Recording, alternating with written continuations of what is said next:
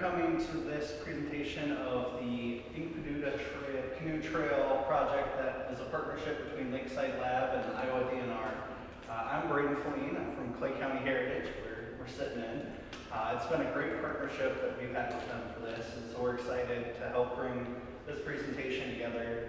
And we welcome Mark Anderson here, who's a great archaeologist down in the Sanford Museum, and before that, he worked at the University of Iowa for 30 years on the archaeology office there, so we welcome him. And I'm looking forward to the presentation. I've been excited about it since they brought it up to my attention, because I want to learn more about the cabin and what you guys are finding down there. So thanks for coming, Mark. You bet. Thank you.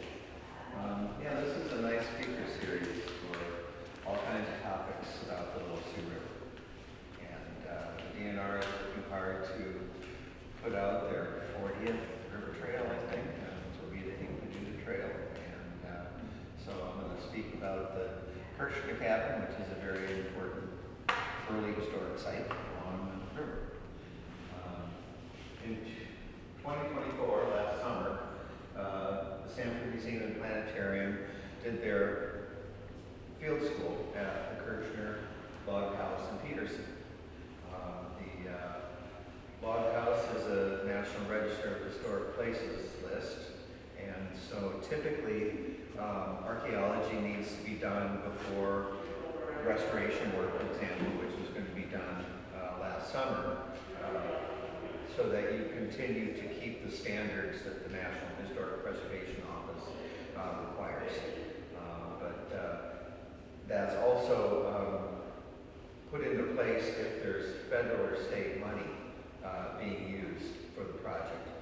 Ended up there wasn't, but we have made the commitment to do the archaeological investigations anyway, so it's a win-win for everybody.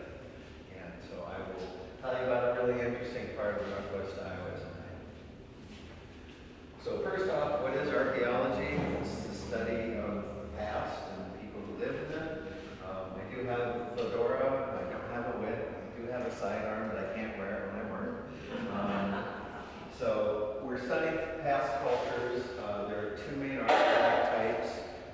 Portable artifacts are anything you can excavate and pick up.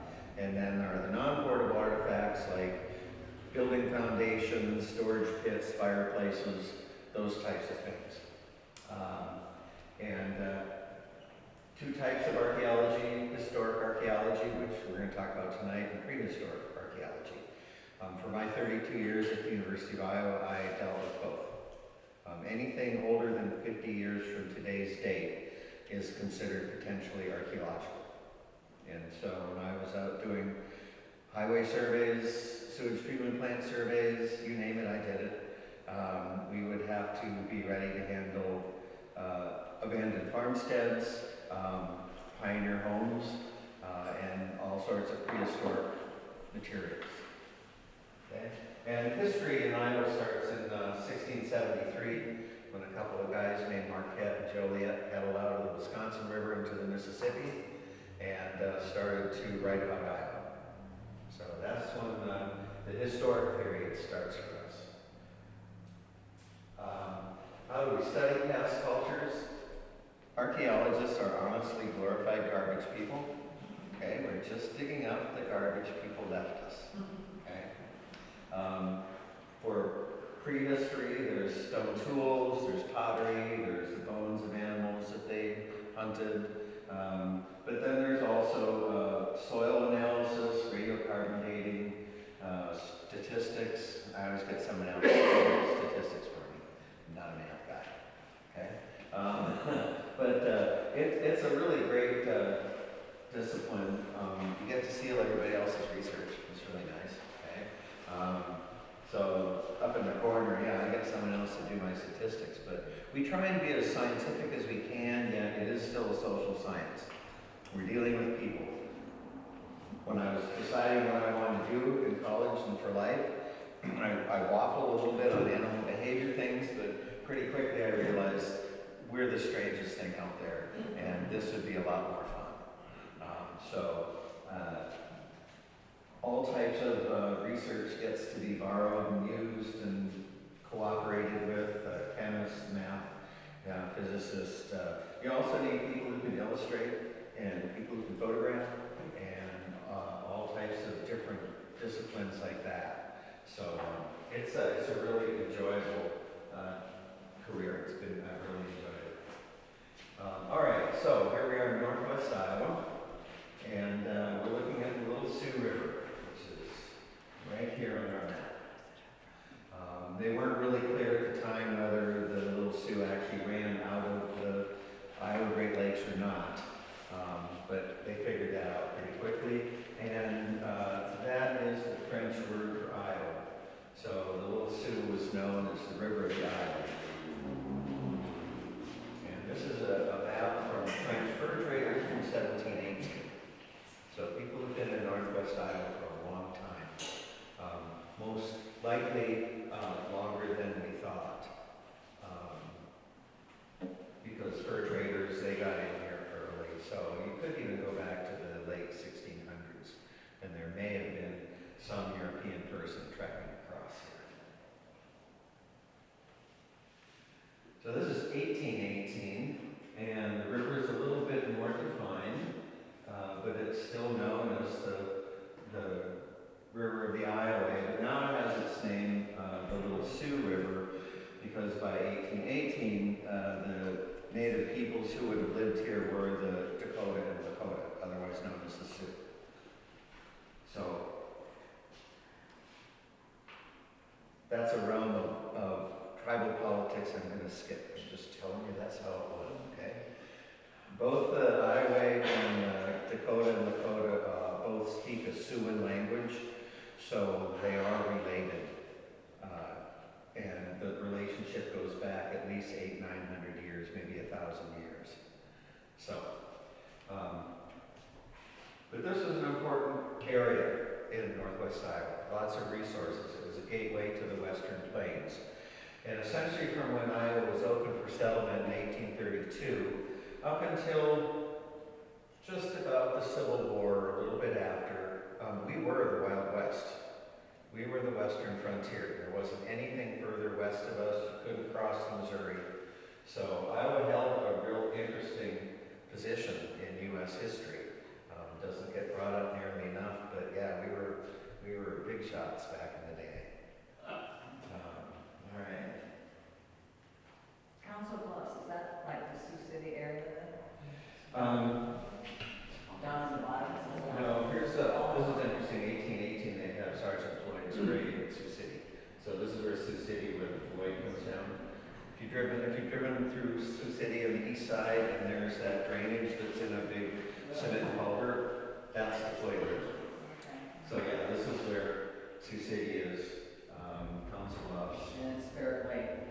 Yeah, that's what these You might mention when So that's Floyd, that's not everybody knows who Floyd is. Yeah, Sergeant Floyd was on the 1804 Corps of Discovery, which was Lewis and Clark's expedition to look at the Louisiana Purchase and find the Pacific. Sergeant Floyd was the only one to die on that trip. Through all the hardships and the 2.5 years of trials and tribulations that they had, he was the only one to die. And I don't really recall what he died from. I don't think they really know. I think our best guess is he had appendicitis. So that Spirit Lake is the lake up north here. Yes, yeah. And it's only Spirit Lake, they haven't gotten the map that well yet. So you see there's Okoboji, West Okoboji, the Spirit. shape of it, and you think it's supposed to be further north. Yeah. Did Lewis and Clark, those guys come up in here, or did they just go right up to Missouri? As they went up the Missouri, they would send a couple of guys up all the major rivers, and sometimes they went 10, 20 miles up the rivers. So they did get a ways, and they did go up the Little Sioux. Definitely as far as Ottawa, maybe a little bit further. So, yeah, they got around.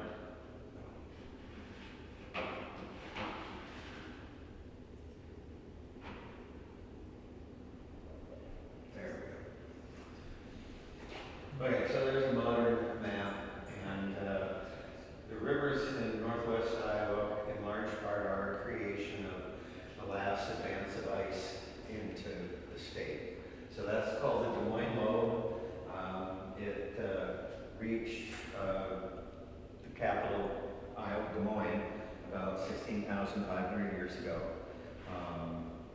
This ice advance was different than the others. Earlier than that, there had been 4 previous ice advances.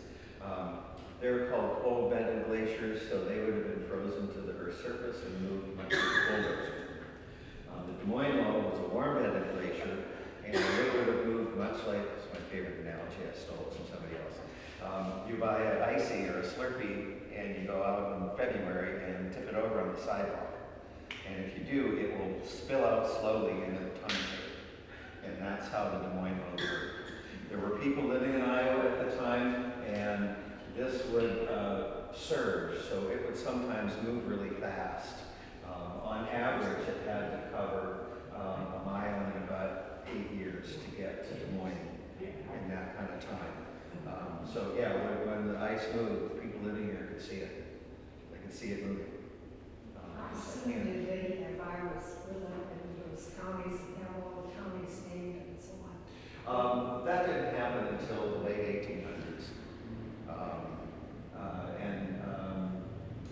Algona was one of the last counties that's why, so they had trouble getting enough people in to divide it any further. Otherwise, there'd be 100 counties. So we only have 99. So were the railroads already here before that stuff all got broken up and divided? Railroads didn't really make it into northwest Iowa until after the Civil War. Right. Yeah. So they had already done a lot of that platting. It was all done by foot and horseback. And yeah, railroads were late getting to northwest Iowa. But so the edge of the Des Moines Low here is the division between these rivers. You can see these all go to the Missouri, these all go to the Mississippi. Why is there that little jog in the blue area in the sack? Oh, that's the correction line. You've all been to Correctionville. So by the time they got to Correctionville, they realized we're off. Because they had these chains. They were pieces of metal making a big long chain. They literally string that out over the landscape as they walked along.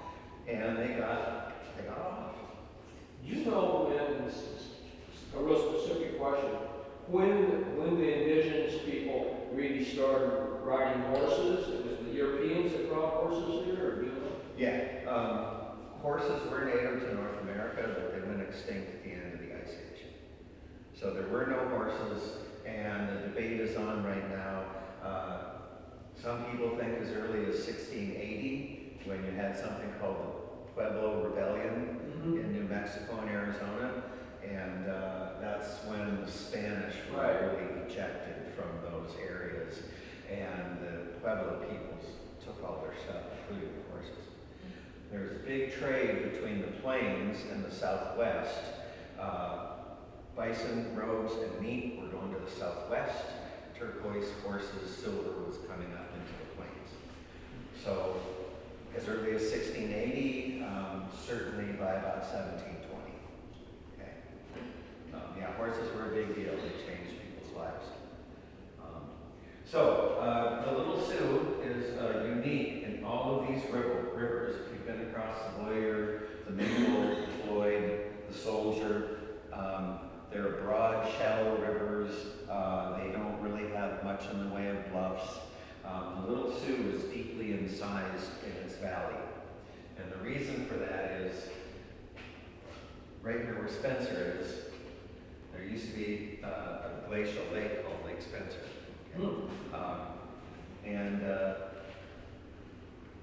It was dammed up in its outlet southeast of town.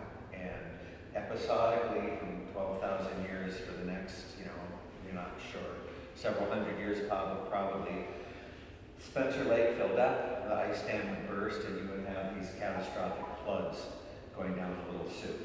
And that's what sculpted it deeper and deeper, and by the time you get to Cherokee, wider and wider.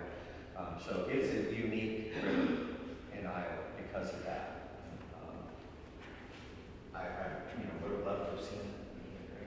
If you've ever been to the Prairie Heritage Center, which is at the corner of O'Brien, Clay, Cherokee, and Buena Vista, this stretch of the river, well, it's making a big turn here. The river's valley is quite deep. When you look out the big plate glass to the opposite side, you're going to see all the hillsides are draped in this direction.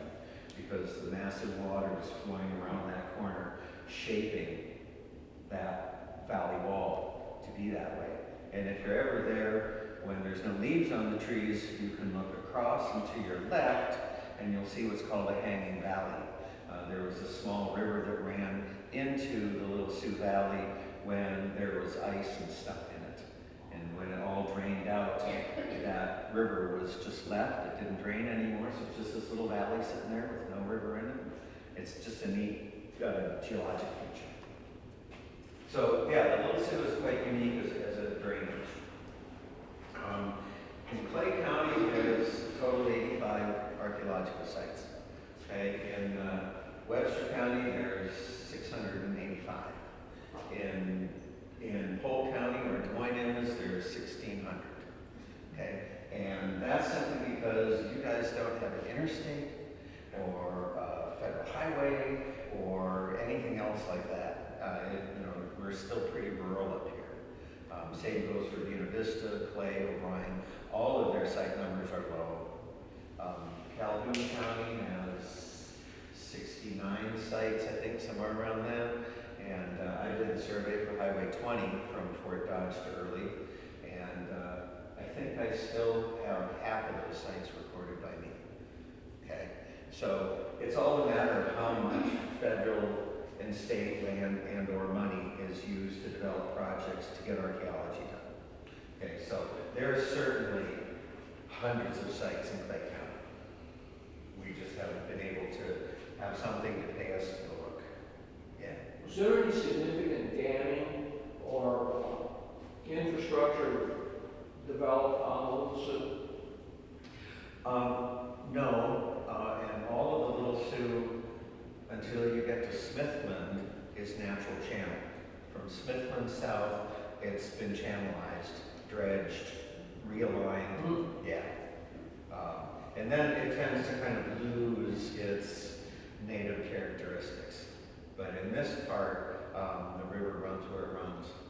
Yeah. Well, there was a little more, I think, you correct me, I think there was a little more commerce or boating on the Des Moines than on the Little Sioux, but I'm not sure. Yeah, all of these rivers in the state, there were hopes they would be navigable by ship. Steamers, flat bottoms, what have you. Iowa City has a railroad bridge built up high across the river because they were sure that they were going to have riverboat traffic on it, and season to season, it just doesn't have the water depth. So there's a nice high railroad bridge to go over all the boats that were going to go up the Iowa River. Didn't work. But they looked at all the rivers hoping. So anyways, earliest known artifacts on the Little Sioux River are 13,500. People were here early, and that's just what we know of. So there is a lot of archaeology all along the river, the Little Sioux River. Those were the interstates of their day. That's how people got around. Besides on foot, they were boat people. Excuse me, when you say BP, that means before? Oh, before the present. Before what? Before present. Oh. So 13,500 years back from now. Yeah, or 10,500 BC. Yeah. And now people want to call it BCE or CE, before the Common Era, and then CE for the Common Era. It's so confusing. I still pretend to use BC and AD, okay? They all mean the same thing. Oh yeah, I wanted to go back if I could. There we go. So we're right down here in Peterson.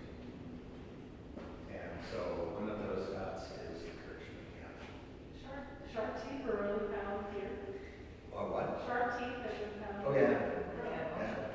Well, during the Great Flood, when everything, I suppose a lot of these seashells and things that were going on under the water, like in this area. Yeah. That's when you get sharks and. Deep time is tough for me, even. I mean, it's difficult.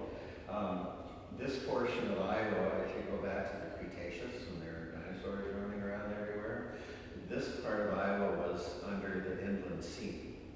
So if you look at bedrock from that time, it's full of shells and other fossils and stuff. And yes, there were sharks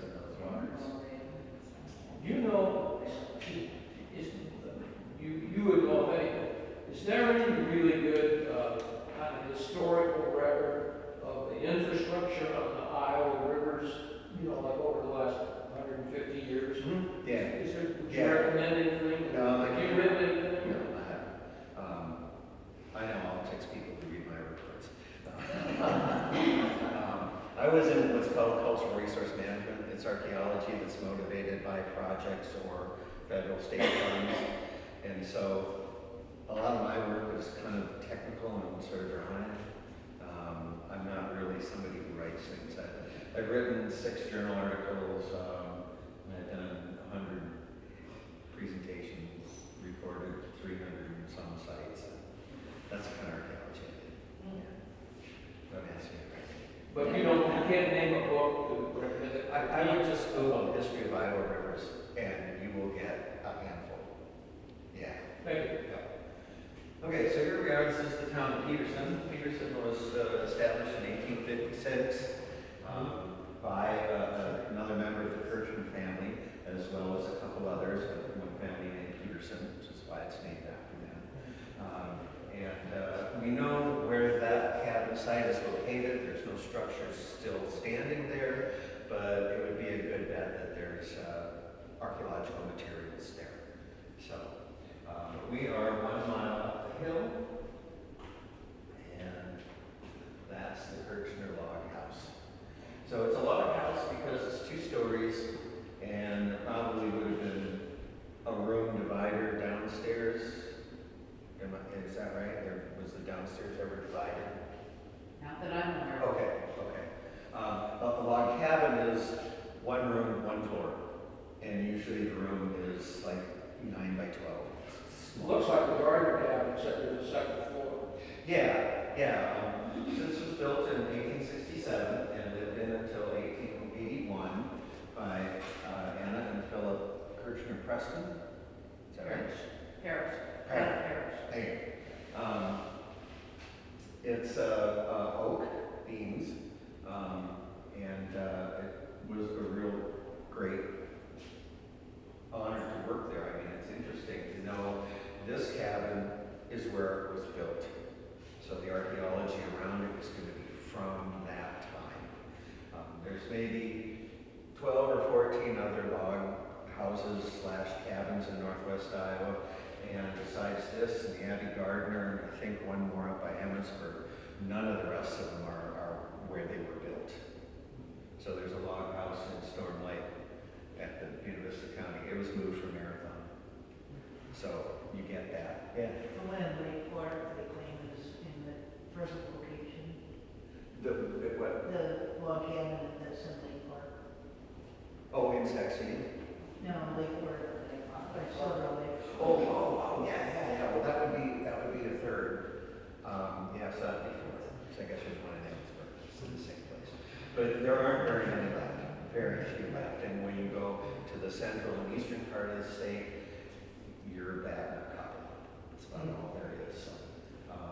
So this was a really good opportunity to get a look of what mid to late 1800s life looked like. And this is really great. Little Rand's house there. It's still there. Do they get more rain in that county than we do up here? You know?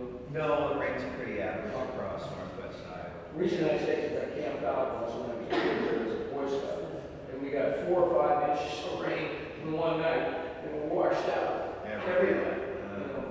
That just rain. I think Peterson had different rain. Yeah, no, I think it's pretty uniform. This is a rainy year. I think July was the 4th wettest in Iowa's history. But that's only 150 years of wet record, so it is. So here's the cabin. Before we got started, this would be the west side, this is the east side, this would have been the front of the cabin. The daylily patch, I understand, was probably planted in the early 1900s, but still grows fiercely today. So the cabin has some serious rotting in the lower timbers. It was probably 4 corners on fieldstone, but those had sank, decades ago. And so it was in real need of restoration. It was put onto the National Register of Historic Places in 1993, and the entire farmstead arrangement is a century farm. So it's a really, really interesting slice of early history in northwest Iowa. A couple more views. Not all the glass panes are original, but many are. The 6 and 6 pane windows, those are original. That's what they would look like.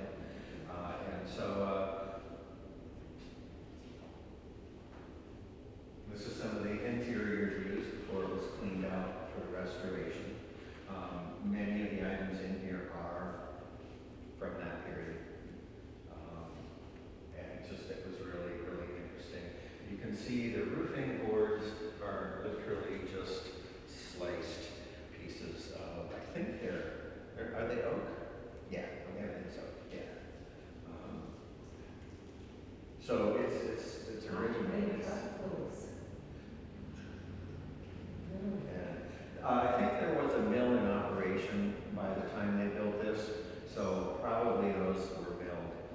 But still, they just cut those, they didn't dress them, they didn't take the bark off or anything. Of course, if it's going under a roof, you don't need to. When they had mills like that, were they driven by hydropower, like off the river? Yep. You know? Yeah. Yeah. Yep. That was the most. It was right on the river. The mill. The salt. Yeah, yeah. Yeah, there's umpteen mill creeks in Iowa, because there were mills on them. Yeah.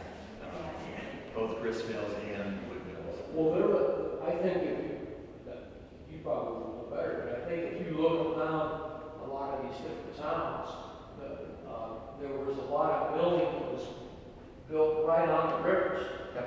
Like I know my grandfather ran a mill in Essex, and now by the time he was doing it, they weren't really working off the water. And I think originally the mills over there Oh, were yeah. driven by hydropower. Yeah. Yeah. The mill in Bellevue, Iowa, on the other side of the state, was established in 1836, and there's still a lumber yard functioning on that site. Wow. So it's been a lumber business for almost the entire history of the state.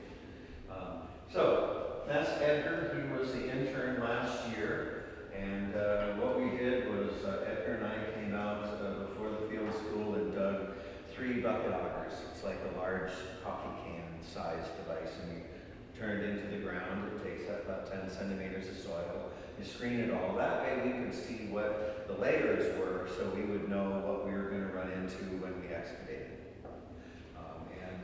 It was nice. It wasn't too complicated, so we knew we'd be able to excavate and still learn lots, but we wouldn't have kind of a slow go of it because of little levels of soil that we need to pay attention to. When archaeologists work, we destroy the site. Okay, when we dig, wherever we dig, we destroy what was there. If we don't take good notes and talk to each other and bag artifacts specific to where they came from and take photos and draw sketches, we're toast because we can't put the site back together in the lab.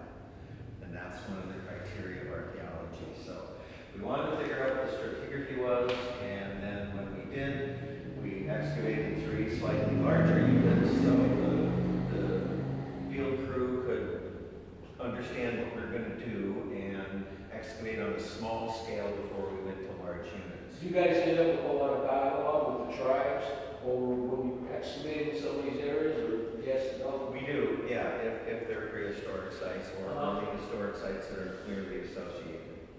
I did a big excavation, there'll be a picture at the end, south of Hampton. And we had 6 tribal partners, and we had a tribal rep on site every single day as a monitor. It's absolutely outstanding. As an archaeologist, that's what I live for. It's just to integrate and interact with Native peoples. It was great. So here we didn't have to do that.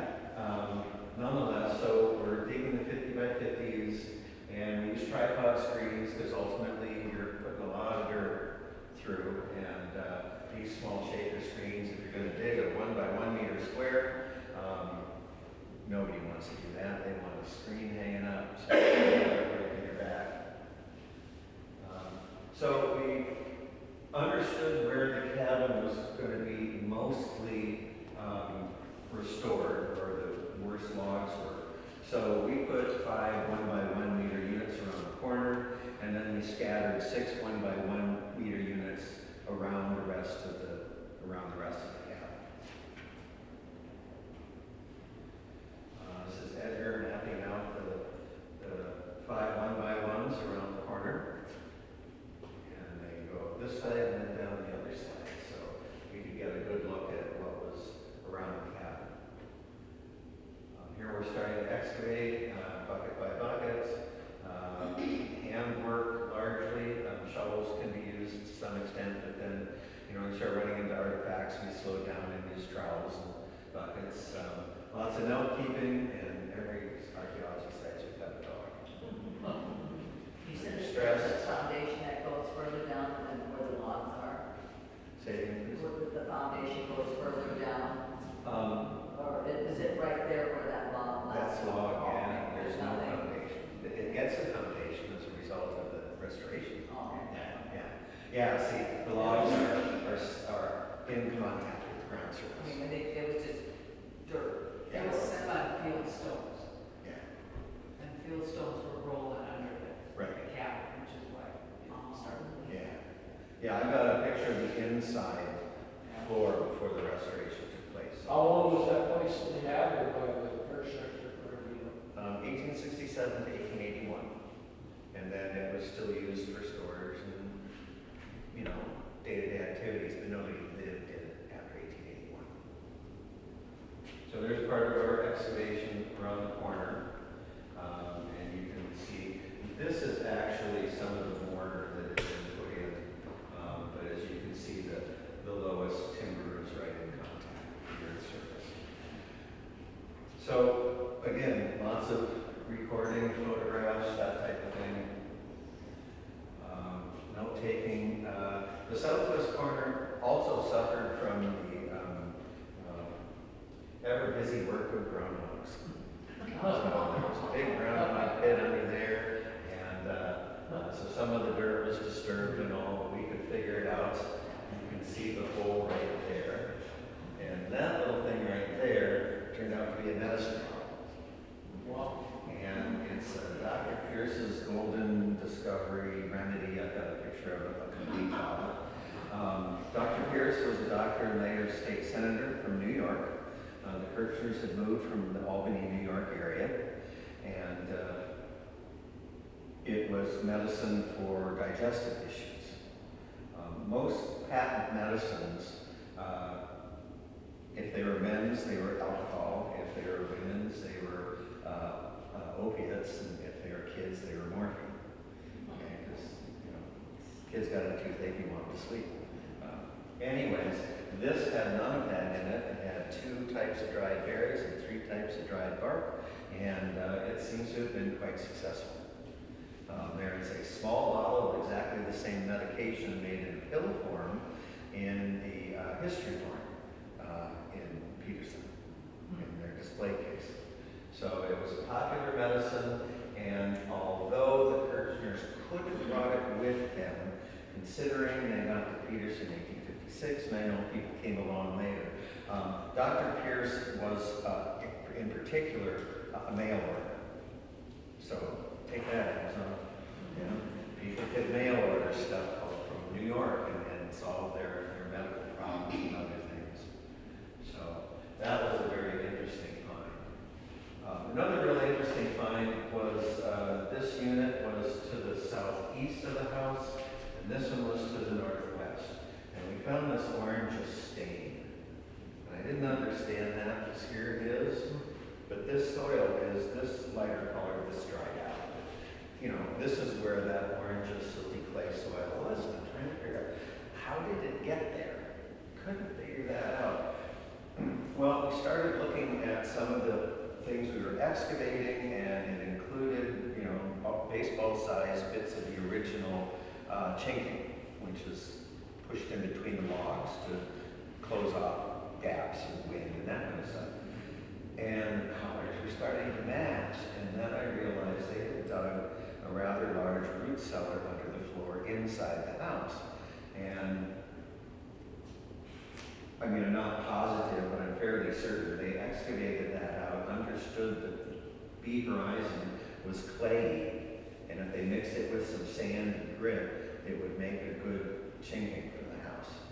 So every log house, every log cabin has to solve that problem with what's available. So you see all kinds of different types of chinking early on.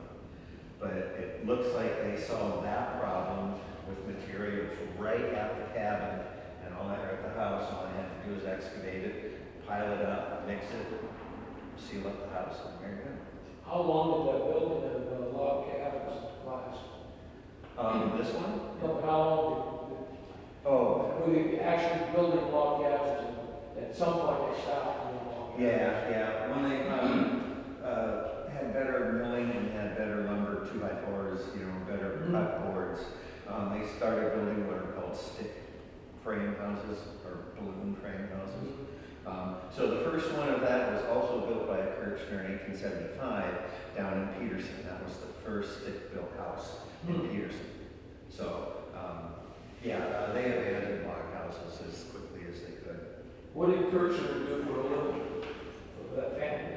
Farmers, if they don't think? Most people farmed, hunted, took furs, that kind of stuff. Yeah.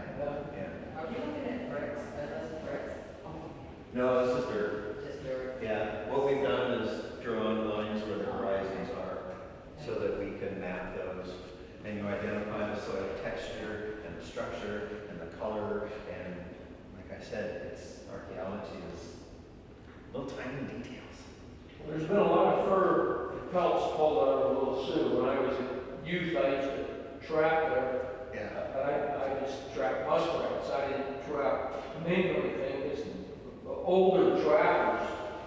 Kid. You know, you Yeah, that's better theirs. stick to the rats. It was very territorial. Oh, yeah. Yeah. In my survey work over 32 years, I've come across lots of trap lines. Yeah. And I looked for them so I wouldn't step in them. Yeah. Yeah. Is someone occupying that farmhouse? Is that farmhouse still being occupied now? No, it's not.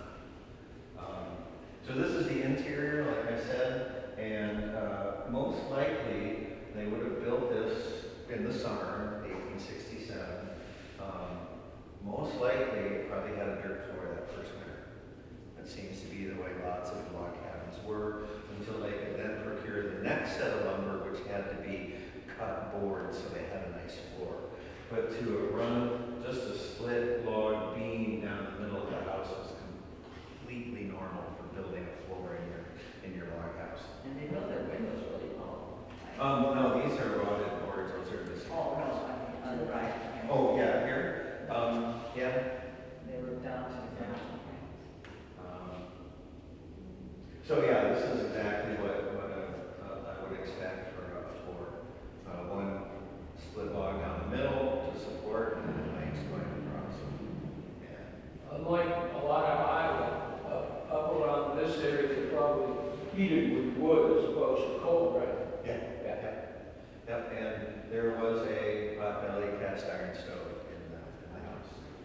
Now, originally, for the time it was occupied, there would have been a lean-to here, and just on this side of the door, that would have been the summer kitchen. So there are excavations out front, we found lots of broken glass, bottle glass, whiteware plates, all that kind of stuff. Nails, we had nails. Every kind of square nail you can think of. Little finishing nails, roofing nails, framing nails, building nails, we got them all. And our intern this year went through a lot of that, and we ended up teasing her a little bit about nails, because she was pretty tired of nails. Were they forging the nails there, you think, or it was all No, they're buying them, yeah. But they were all square nails. Square nails have particular heads put on them, so you can get a general age. The square nails, early ones had to be cut from sheet metal, and then were put in a little device and had the top smashed flat. Later on, they were cut with a little flange on them, and they could make them quicker and more of them. So, yeah, we've got every type of square nail. Did most of the nails get imported from back east, or was there actually, at some point there were forges and stuff developed around here?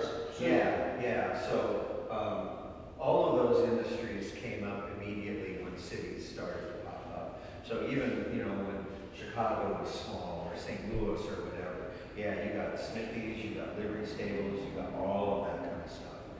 That's just what people do so they can provide their needs. Do you ever use egg counters? No. I don't know what we would have that would be radioactive. Well, or so they have to pick up the nails. The Sanford Museum has a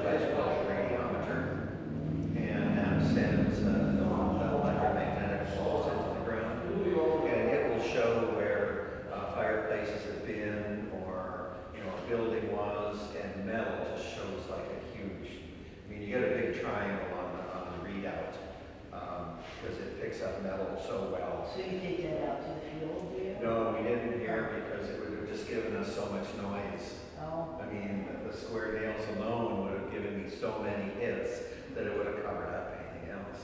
So, yeah, we knew it would What about the rollers? Is that how they originally, what did they use originally? cedar shake. What? Cedar shake. Now, there's a log missing there, they take that out to replace Yeah. it because it was rotten or Yeah, something. yeah, I got a couple of pictures of the restoration. And they found another old log to put in there. The fellow brought a few with him, and he had to cut a tree down, right? Yeah, Yeah. all the yeah. logs that were used were from the property. Yeah. What? All the logs that were replaced were from the property.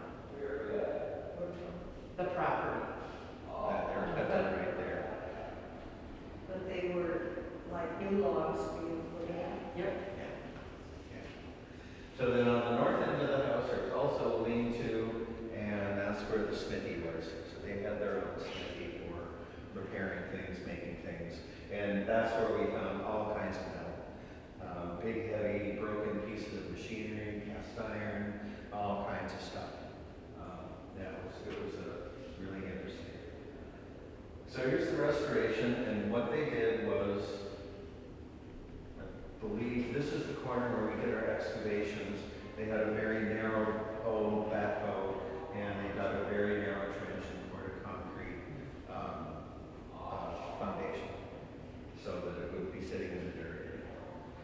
And so that's why we wanted to dig before they did that disturbance. That's the north side. What's that? That's the north side. Oh, it is, yeah, sorry, you're around the back. Okay. But, one corner can get turned around sometimes. So, yeah, that's, and we didn't need to dig everywhere because we knew that if we did a sampling, we would have a representative show of what was there. I mean, you could dig some more units there and find some really neat stuff, but probably wouldn't be too much out of the ordinary. From what we found, we found a lot of really interesting stuff. So there's the house just about finished. So you gave it a new concrete foundation where it just rested on dirt for 100 years or Yeah. whatever. Yep. So you said they had a pot belly stove at one time. Yeah. How did they get the smoke out of the house? Was I don't see a chimney? There was a chimney. Yeah. There was, there was, Yeah. okay. I There was was a just chimney. wondering about, yep, probably the third roof. Oh, okay, got rid of that. Thank you. And no asbestos wrap or anything, so you had to keep an No, eye I on get it. that, I understand that. So, But I was just wondering, I didn't see any place for yeah, I didn't take it. I might have a picture of it. the very first picture you have. Did it have? It is on there? Yes, Yes. I missed that. Okay. So nails, like I said, even some wire cut nails, but mainly square. Fence staples, brass washers, 22 caliber cartridge, rifle cartridges. This was really interesting. It's about home size. I really couldn't figure out what it was. And then at one of my early programs, someone said, "Oh, well, that's the closing latch on a steamer trunk." And so this would be open, so the peg with the hole in it would go stick through, and you could put your lock on it. And so I was deeply appreciative because I didn't know what that was. This is one of the funnest artifacts. I'm certain it's a mourning brooch. It's made out of hot metal. It was worn when someone died, and depending on the circumstance, you'd wear it longer or not. The stone is typically either carnelian or coral, but in the process of cleaning this up, I took a Q-tip and I put out just a tad of vinegar on it, and there's no fizzing at all, so it's carnelian. The orange was supposedly the best color to commune with spirits. Other elements, there are ferns on here and canthus. Acanthus, yeah. Leaves on there. That comes right sort of out of Greek background where they would use those for funerary monuments, and all of that was big in the late 1800s.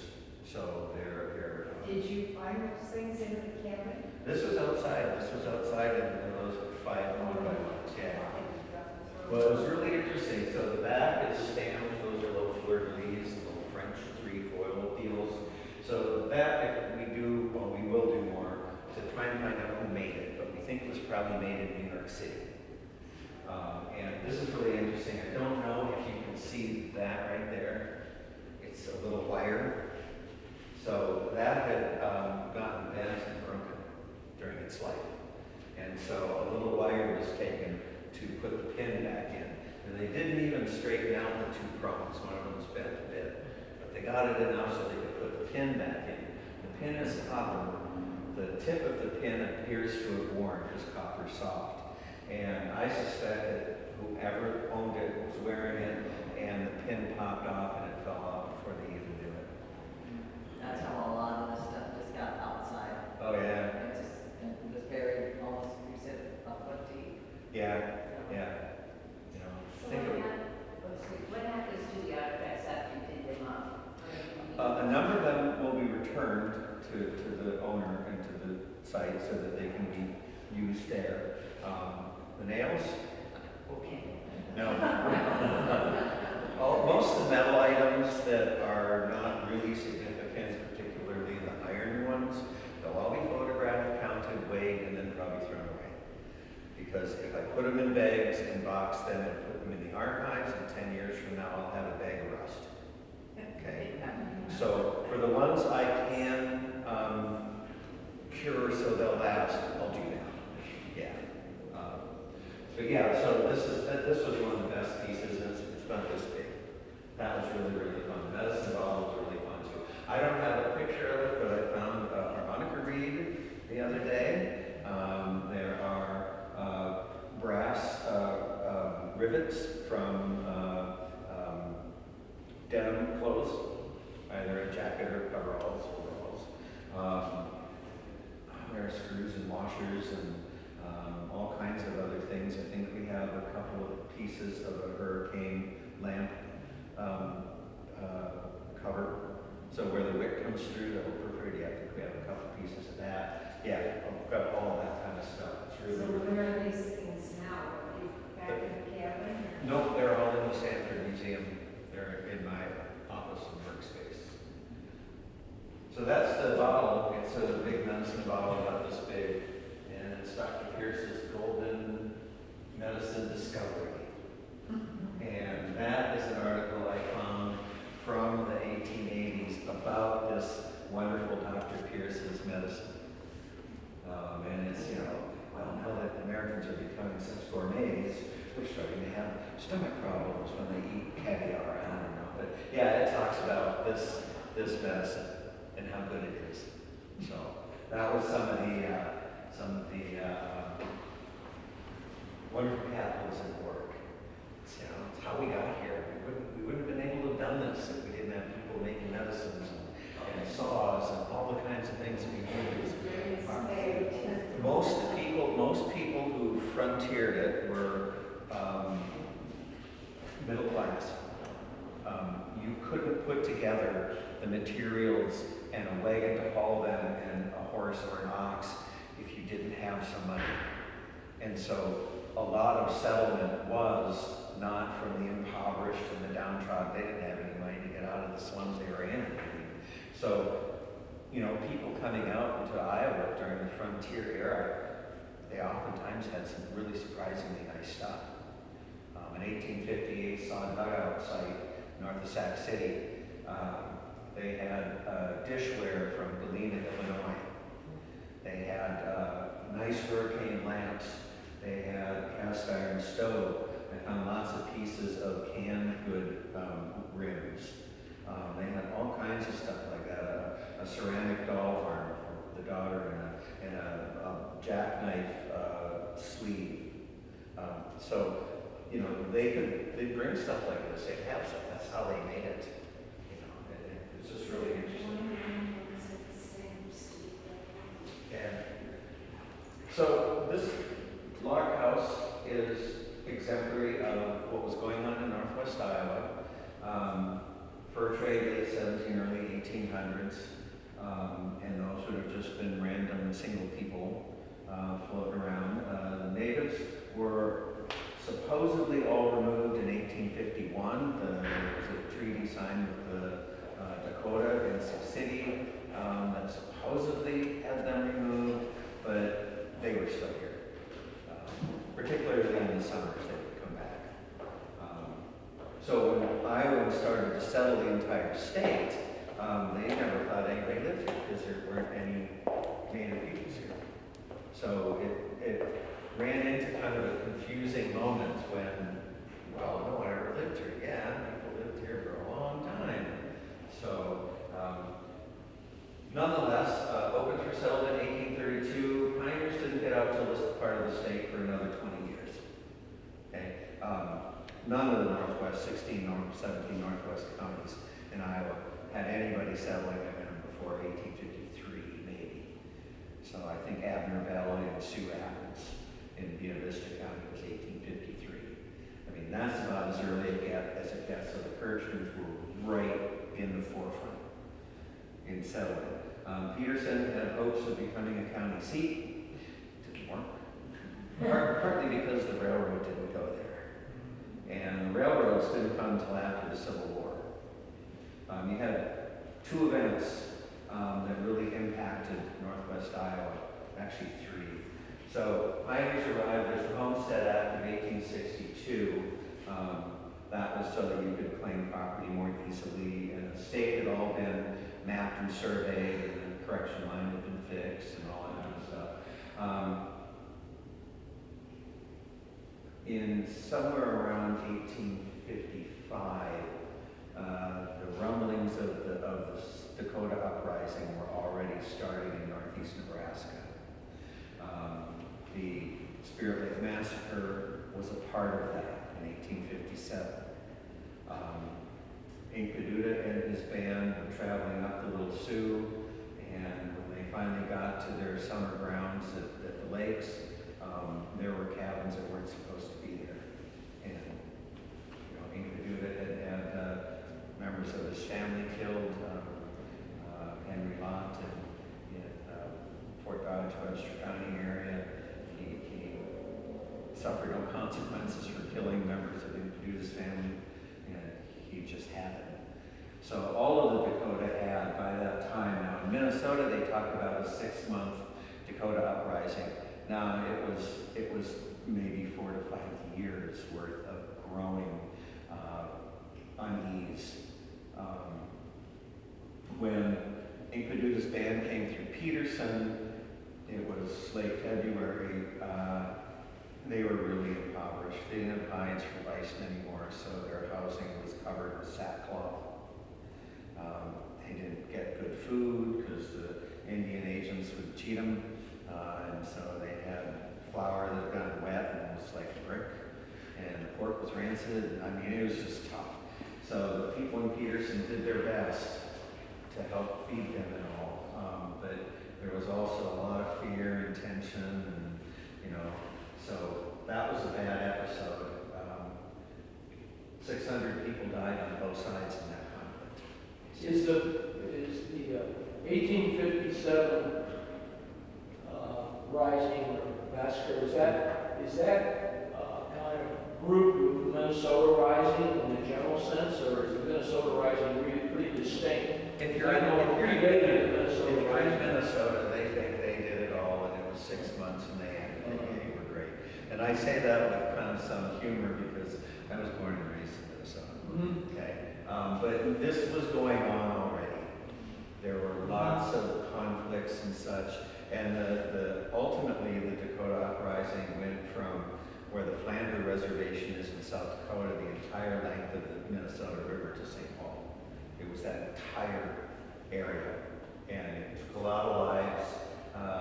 Over 300 Dakota and others were imprisoned, and thank goodness for Abe Lincoln, who heard about it and freed all but 38.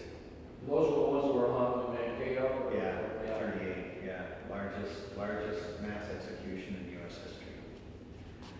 Was Iowa the only place opened in 1832, or was that a whole territory?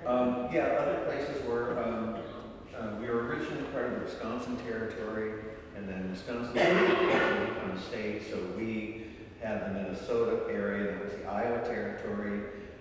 By 1832, 1846, when Iowa had enough people, it became a state on its own, and then you had Minnesota territory. So they're all kind of, you know, a patchwork of extension west from this idea of Prior to that manifest. time, you couldn't legally settle in Iowa. You could, but you weren't supposed to be past the Des Moines River in the 1850s.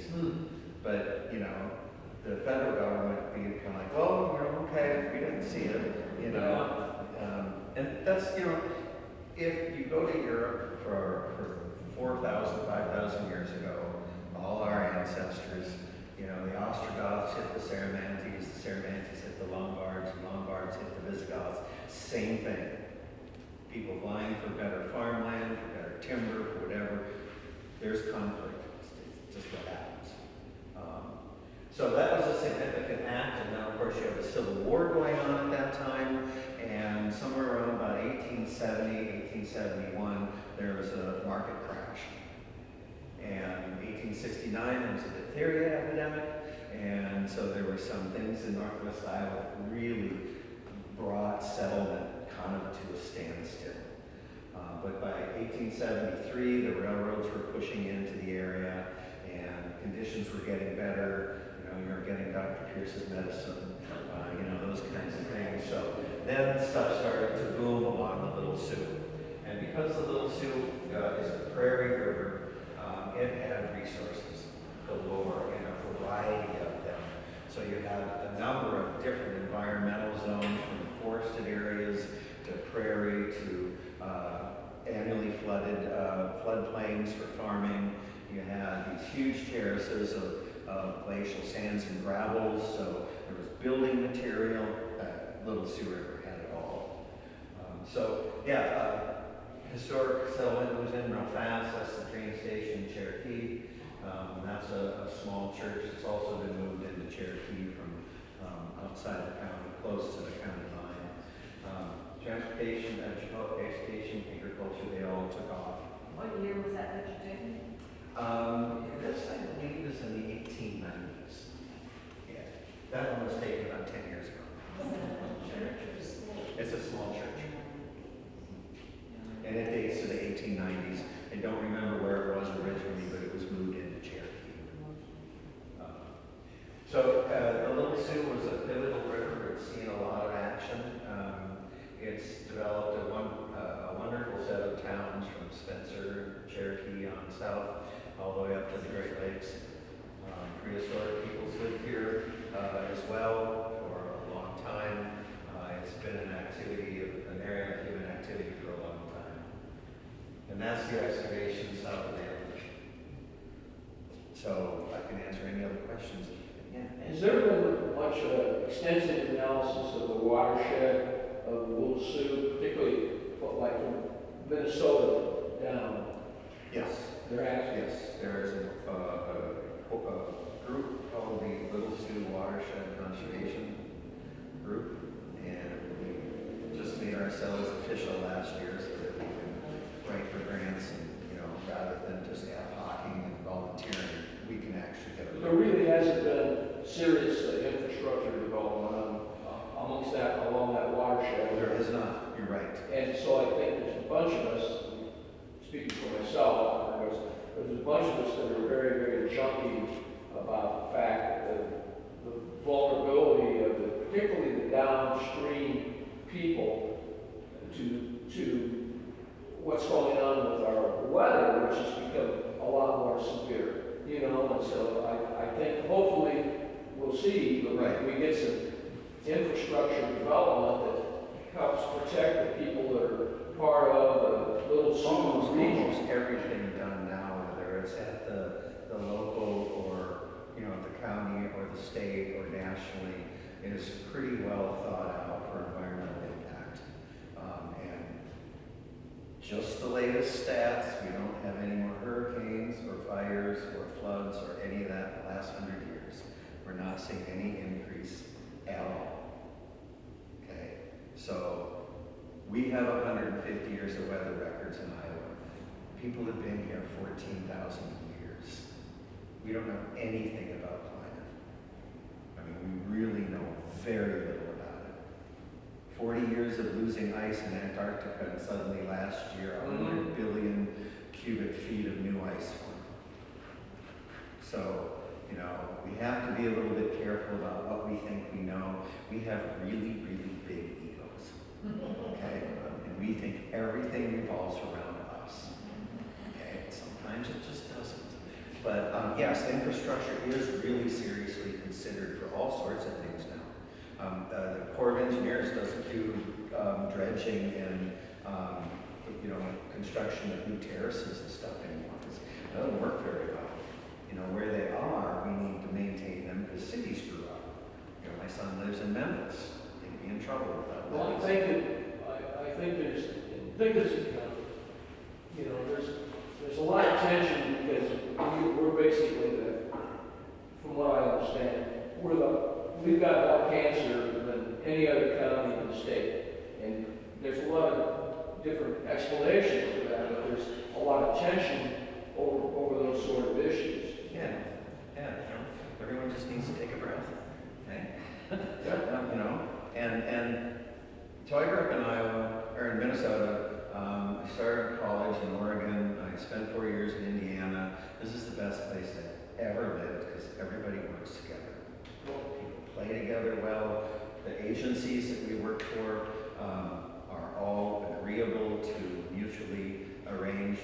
This project south of Hampton was an emergency job because an engineer from Sioux City was driving Highway 1 and said, oh my God, the river is 30 feet from the base of the road. All we would have needed was this last year's flood if they hadn't rip-rapped 1,600 feet of bank, and that 30 feet would be gone. What town is that there? South of Hampton, south of Clarksville. So, DOT, Corps of Engineers, Woodbury County Conservation, Woodbury County Secondary Roads, Office of the State Archaeologist, and 6 tribal nations. Within 18 months, got together, agreed on how we're going to do this.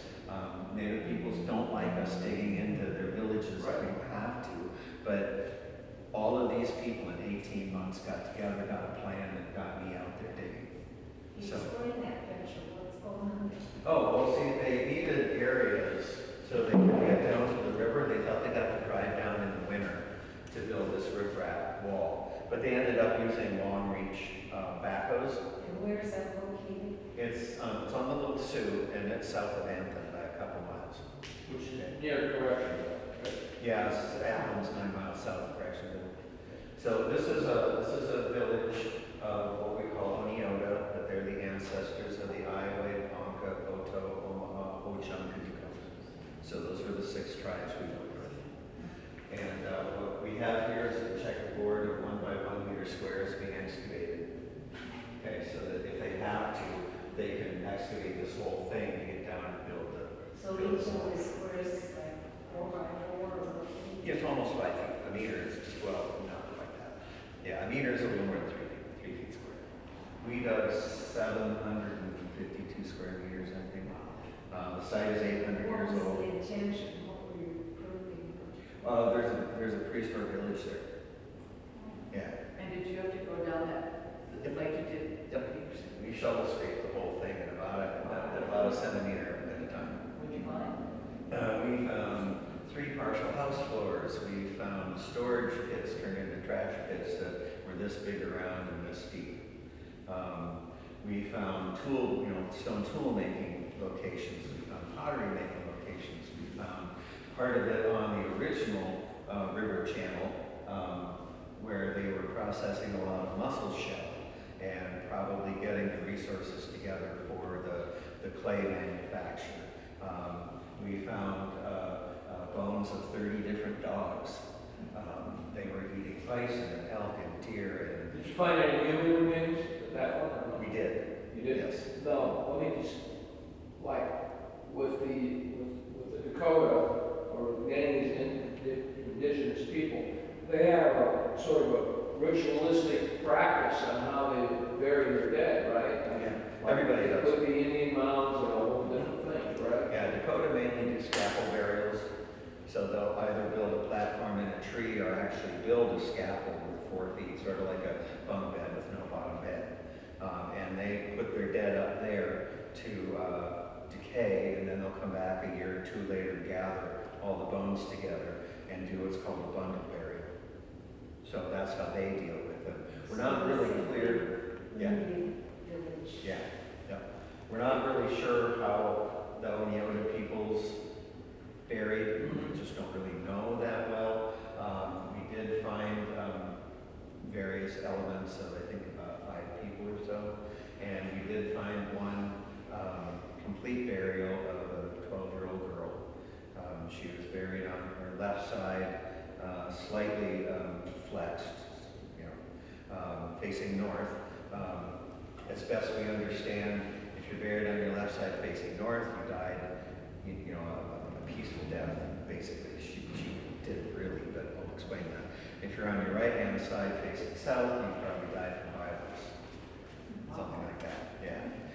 She was buried in the top of a storage turned trash pit. We're guessing she probably died in the winter because that would have been inside the house. They could have buried her there.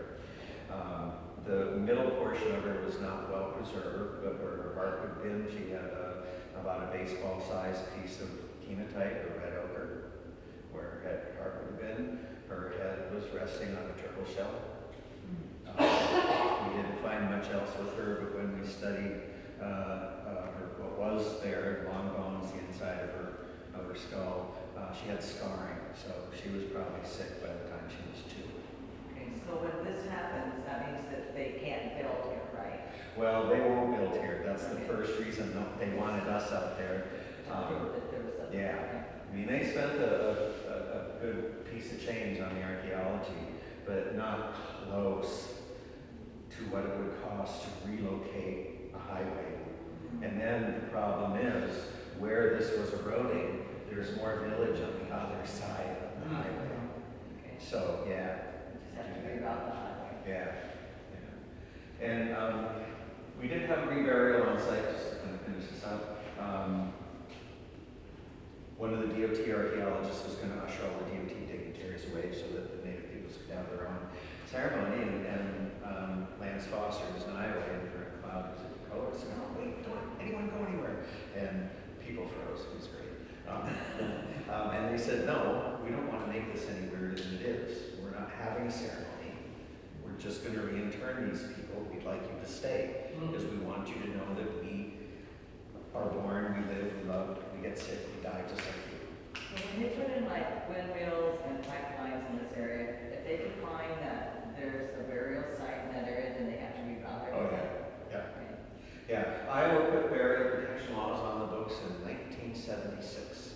We were the first state to do that. Yep. That was right, not too far after the Dakota Rising, right? Like Oh, no. South Dakota. 19, oh, you mean AIM movement? Yeah. That was 2 years 1971. back. Yeah, 1971. Yeah, but there was Interstate 80 was going through the Council Bluffs. There was a pioneer cemetery that was encountered, and there were, I believe, a native mother and child buried there. Pioneers were all put in wood boxes and sent to another cemetery to be reburied. The native woman was sent to the University of Iowa. So one of the engineers who lives in Ames came home, and he's married to a woman named Maria Pearson, who's a Yankton Sioux. And he said, well, this is what happened this week. And she just said, that's wrong. So it's a story. I worked with Maria a couple times. She was so funny. She put on her regalia dress, went to Des Moines the next week, and went to the governor's office and said, I'm here to see the Great White Dog. She was hilarious. And so she waited, and I guess the secretary was super nervous because Maria knew he was in there. And he just kept trying to push off. And finally he came out and she introduced herself and said, this happened and it's wrong. And Governor Ray said, yeah, we have to do something about it. And so Governor Ray, Maria Pearson, and Dwayne Anderson, who was the new state archaeologist at the time, having come from Sanford before that, the three of them got together, some legislators, and wrote a significant piece of legislation that every other state has since copied. And in 1992, the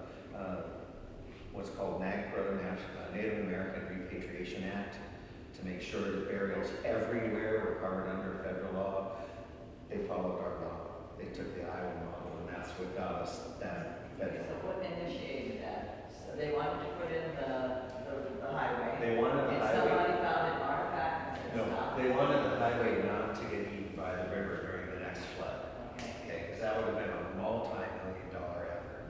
Okay, they spent I'll just go ahead and tell you, they spent $783,000 to excavate.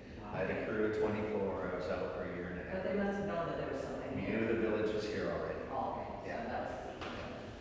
Otherwise, I go It's walking. somewhere it was documented that at one time there was a village Yeah, here, and then yeah, that's what's. yeah. Yeah, and we got radiocarbon dates on it, so it's dated from 1310 to 1360, and then 1370 to 1390. How accurate is that carbon dating? That's stupidly accurate, to be able to get that window of time. I used corn, only corn, and I dated 30 samples, 2 from each feature that we got. And that's how tight the dates were. So we knew they lived there for 50 years, took a break, came back for 20, and that was it. You know, which is just amazing. Yeah. I just want to ask funding that type of thing. Honestly, through tax dollars. Okay? It's all part of the environmental impact work. We all pay for wetland mitigation. We pay for botanists, biologists, and other people to look at property. It's going to get built. It's going to get ruined. So this is our one chance to find this stuff. It's asking a lot, but I always do public programming like this because you guys want to hear about it. You're paying for it, I should tell you. Because you don't really live for it. Yeah. So what's the resolution, after they moved the mother and the child, were they put back to where they should have been, or? Oh, thank you, yeah. So we passed the legislation in 1976, and we established 5 reburial cemeteries across the state, east, south, west, north, and one in the central part of the state. Native peoples here are like everyone else, they work with you. And so we get a chance to look at the bones, find out what we can. They learn a ton, it's their ancestors. They've since allowed us to 3D scan them. They don't allow us to do DNA, it's fine. But then several times a year, skeletal material is returned to the tribes and it gets reburied. Yeah, we put out a call and people have to figure out whether it's their ancestors or not. Of all the 6 tribes at the Dixon site, it took them about 10 days, but apparently one of the Dakota women had several dreams about this young lady, and the other tribe said, yeah, okay, she's yours. How long did that project take? I was out October, November, and a wee bit of December in 2016, and then I went back out March, and we finished July 31st of 2017. Wow. We worked 10 days on, 4 days off, and I had a crew of 24. What are some of the most interesting things that you found? That was fun. That was awesome. I'm currently with the state archaeologist working on Iowa's oldest archaeological site in eastern Iowa. That site is 13,005. Very old site. Some of the earliest people that we know of. We do know people who've now been in North America almost twice that long. So we'll have to see what else we can find. Do you have kind of a list of future projects or? Well, see, now I don't have to go and survey just where the highway goes, because landowners would say, why are you looking here? The site's over there. Well, they're not building a highway over there.